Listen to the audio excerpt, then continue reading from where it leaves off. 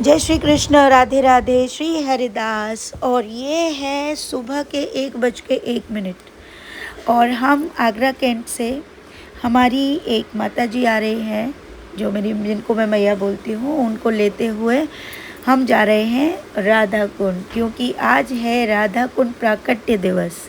साथ ही आज है अहोई अष्टमी का व्रत, जो माता बहनें अपने बच्चों की दीर्घायु, स्वास्थ्यवर्धन और जिनके संतान नहीं है, निशान दंपति आज राधा कुंड में स्नान करते हैं और माँ राधा से, हमारे श्याम सुंदर से ये मनोकामना रखते हैं कि उन्हें भी एक सुंदर पुत्र या पुत्री की आकांक्षा है और ये मनोकामना उनकी ज़रूर पूरी होती है। ऐसी राधा कुंड की महिमा है। तो हम सब 3:05 पर राधा कुंड पहुंच चुके हैं।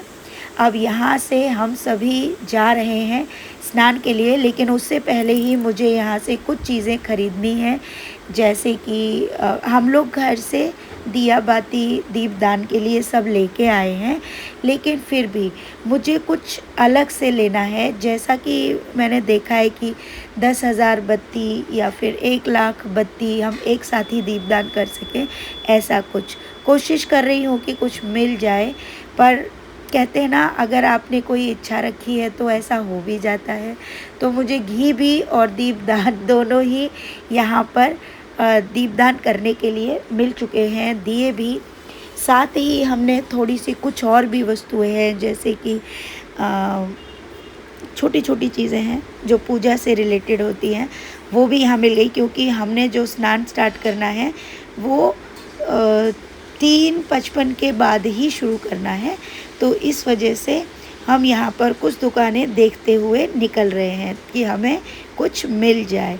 लेकिन आनंद आ रहा है, क्योंकि प्रभु, पहले तो मुझे लग रहा था कि हे भगवान, लगता है बहुत भीड़ होने वाली है और हमें यहाँ पर पता नहीं क्या होने वाला है, क्योंकि प्राकट्य दिवस पर बहुत अधिक भीड़ हो जाती है। लेकिन वो शाम के वक्त होगी प्यारे भक्तों, क्योंकि शाम से ही कुछ भक्त रात को 12 बजे का स्नान भी करते हैं, ठीक है। और कुछ जो है तारों की छाँव में भी स्नान करते हैं निसंतान दंपति। तो हम देखिए राधा कुंड पहुंच चुके हैं और यहाँ पर सभी भक्त भगवान के लिए, देखिए ना, कितने प्रेम भाव से अपनी अपनी श्रद्धा अनुरूप, अपनी अपनी भावना के अनुरूप प्रभु को रिझाने के लिए अनंत कर्म कर रहे हैं। हम भी यहाँ पहुँच चुके हैं। काफ़ी समय के बाद जो है मैं राधा कुंड पहुँची हूँ और सुबह का ब्रह्म मुहूर्त है यहाँ। और यहाँ पर आप देख रहे होंगे कि यहाँ पे बहुत सारे ये जो पेठे का फल होता है, ये उन दंपति के लिए है जो मनोकामना मांगते हैं और राधा कुंड में छोड़ते हैं, ठीक है। तो यहाँ हम पहुँच चुके हैं और अब यहाँ पर स्नान करना है। मैं आपको बताऊँ, राधा कुंड में स्नान करते वक्त थोड़ी सावधानी भी बरतनी चाहिए, क्योंकि राधा कुंड की जो गहराई है वो बहुत ज़्यादा गहरी है। कभी भी तीव्रता यानी जल्दबाजी यहाँ पर नहीं करनी चाहिए। और क्योंकि मैं यहाँ पर बचपन से आई हूँ, तो इसलिए मुझे इसके बारे में इतना तो पता ही है, क्योंकि यहाँ पे 1-2 सीढ़ियाँ चढ़ के ही आपको स्नान कर लेना चाहिए। बहुत ज़्यादा नीचे जाने की चेष्टा नहीं करनी चाहिए और अपनी पूर्ण आत्मा के साथ प्रभु का ध्यान करते हुए संपूर्ण, जब हम कहीं भी कोई भक्ति के लिए सोचते हैं ना, उस वक्त हमारा हृदय, हमारी आत्मा, हमारा मन एक ही स्थान में रहना चाहिए, ताकि आप वहाँ का वो जो फल है, फल मीन्स आप जो वहाँ पर आए हैं, जिस भाव से आए हैं, उस भाव को पूर्ण पा सकें। तो यहाँ पर हमने शुरुआत की है सबसे पहले राधा अष्टमी का। ये मेरा पहला स्नान है अपने बच्चों के साथ, ये जो शरीरी बच्चे हैं इनके साथ, साथ ही मेरी माँ का भी ये पहला अहोई अष्टमी का पहला राधा कुंड स्नान है। अहोई अष्टमी का राधा कुंड स्नान पहला है। इससे पहले बाकी हम यहाँ पर, मैं बचपन से आ चुकी हूँ, जब परिक्रमा के समय भी, है ना। और यहाँ पे सबसे पहले मैंने मुकुंद को बताते हुए यहाँ की महिमा, यहाँ बगल में ब्रिजवासी मैया थी, वो भी अपनी बातें बता रही थी कि बेटा नीचे मत जाने देना, मतलब वो सावधानी के लिए बता रही थी ध्यान से। और पकड़ के ही करना वो सब बता रही हैं। अभी घर में खाना भी बन रहा है ना, तो मुझे छौंक की वजह से खांसी भी आ रही है। अब काम तो देखिए चलते रहेंगे, उसी बीच में आप सबके लिए ये वीडियो भी बना रही हूँ। तो यहाँ मुकुंद को सारी चीज़ें बताते हुए किस प्रकार से प्रार्थना करनी है, प्रभु को क्या बोलना है, करते हुए उसको उसका पहला ये राधा कुंड स्नान है। मतलब पहले वैसे आ चुके हैं बट आचमन हुआ है, स्नान ये पहला है बच्चों का। तो यहाँ मम्मी का स्नान हो गया है। एक एक करके मैंने सभी को यहाँ पर स्नान कराना मतलब सबको बताना कि यहाँ पर आओ, प्रणाम करो। सबसे पहले जब भी हम कभी किसी भी नदी माँ के दर्शन करते हैं या जाते हैं, हमें सबसे पहले उनको प्रणाम करना चाहिए, उनसे आज्ञा लेनी चाहिए, उसके बाद हमें स्नान करना चाहिए। बाकी तो आप अपने मन में जो चाहे वो बोल सकते हो। राधा कृष्ण का स्मरण यहाँ पर स्नान करते वक्त अवश्य होना चाहिए, क्योंकि आप ये जो राधा कुंड श्याम कुंड ये दोनों समान है, किसी में कोई भेद अंतर नहीं है। भेद अंतर करके स्नान नहीं करना चाहिए, ठीक है। यहाँ पर आप आई, यहाँ पर स्नान करने का बहुत बड़ा महत्व है, क्योंकि भगवान कृष्ण को जब ब्रह्म हत्या का दोष लगा था, जब उन्होंने बैल रूपी राक्षस का वध किया था, तो चतुर्थी के दिन राधा कुंड के इस दिवस पर यानी आज के दिन ये राधा कुंड का प्राकट्य दिवस उसी उपलक्ष्य में मनाया जाता है। और ऐसी मान्यता है कि जो भी भक्तगण इस दिन जिन्हें संतान की प्राप्ति नहीं है वो राधा कुंड में आके स्नान करता है तो उन्हें संतान की प्राप्ति अवश्य होती है।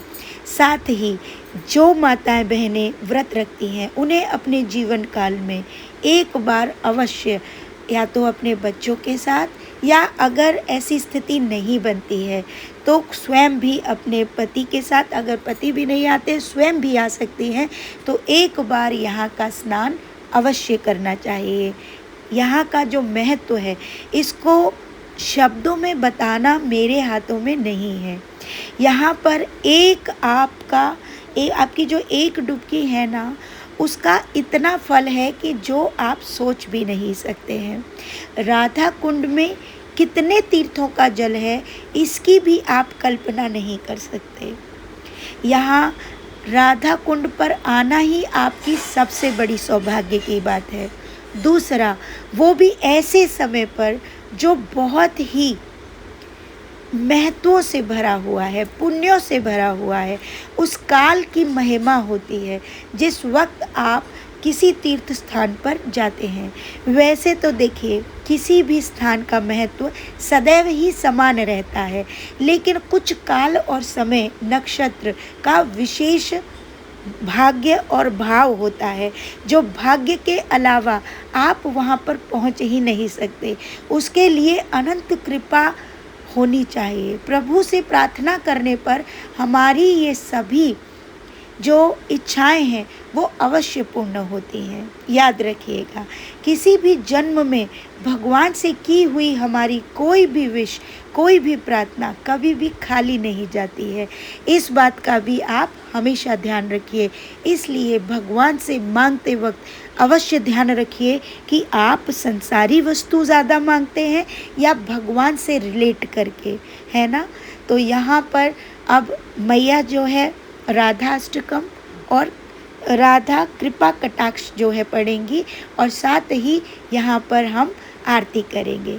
साथ में ये दोनों ही चीज़ें साथ में, क्योंकि मैया गाती जा रही थी, यहाँ पर हम दीपदान के साथ प्रभु को वंदन कर रहे थे।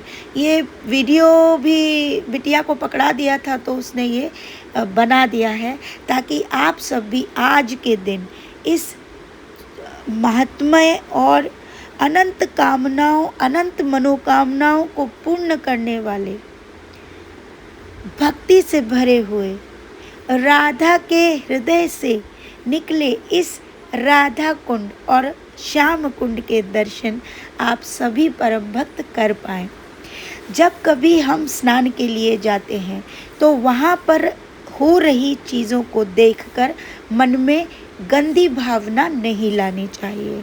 अरे यहाँ तो इतनी गंदगी है, मतलब कि दोष दृष्टि नहीं रखनी चाहिए। देखिए, अब बहुत सी वस्तुएं ऐसी हो जाती हैं, लाइक यहाँ पे अब दीपदान कर रहे हैं, कुछ वस्तुएं क्योंकि यहाँ पे किसी ने डस्टबिन नहीं रखा है ना, और हर किसी को जल्दी, जब भीड़ होती है तो उसकी व्यवस्था भी सब तरह से पूर्ण, सभी चीज़ें होती रहती हैं, लेकिन दिल में, आत्मा में कोई भी दोष दृष्टि को न लाएं। दोष दृष्टि लाने से हमारे समस्त पुण्य नष्ट हो जाते हैं। यही भक्तों को बस नहीं पता है।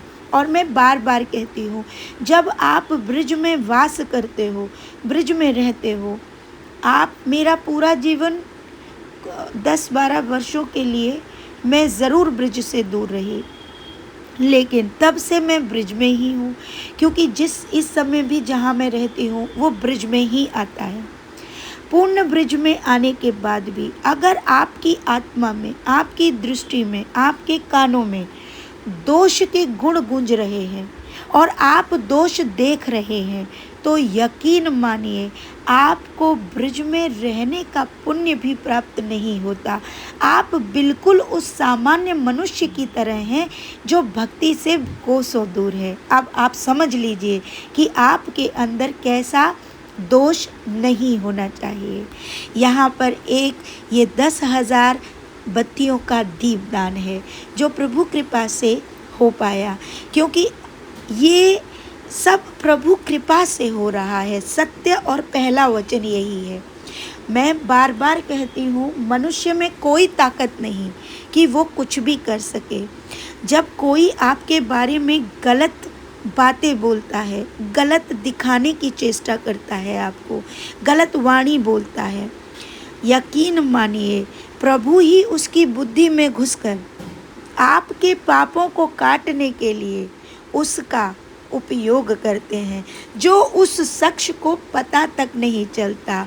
इसलिए पता नहीं चलता क्योंकि उसने कहीं न कहीं तो अपराध भी किए हैं ना। उन अपराधों का दंड भी भोगने के लिए पाप की वृद्धि भी इसी प्रकार होती है। अब आप मेरी बात समझ रहे हैं? तो कुछ भी आप इधर उधर न देखें, वो सबको दिखती है, हमको पता है।